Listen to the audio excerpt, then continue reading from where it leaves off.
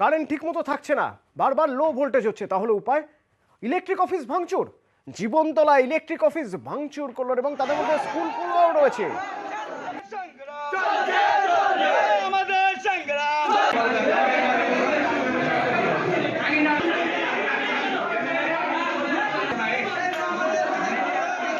প্রতিনিধি অনুপ আমার সঙ্গে রয়েছেন। অনুপ, ঠিক কি হয়েছিল? দেখো, হচ্ছে যে এলাকায় যে স্কুলের ছাত্রছাত্রীরা রয়েছে বা এলাকার মানুষজনের একটা দীর্ঘদিনের দাবি যে এলাকায় হচ্ছে প্রায় সময় বিদ্যুৎ থাকে না, এবং বিদ্যুৎ থাকলেও সেটা কিন্তু লো ভোল্টেজ থাকে। সেই কারণে তারা বারবার কিন্তু এই বিদ্যুৎ দপ্তরের অফিসে জানিয়েছিল, কিন্তু সেই জানালেও কিন্তু আজও পর্যন্ত কাজ হয়নি।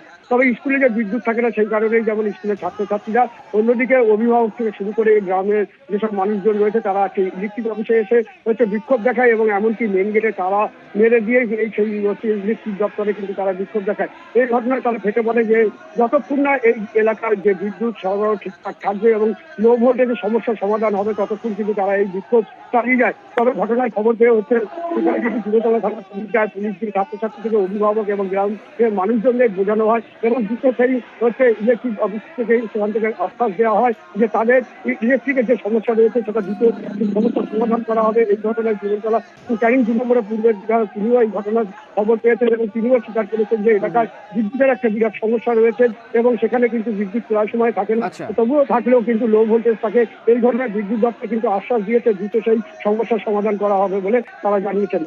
ধন্যবাদ।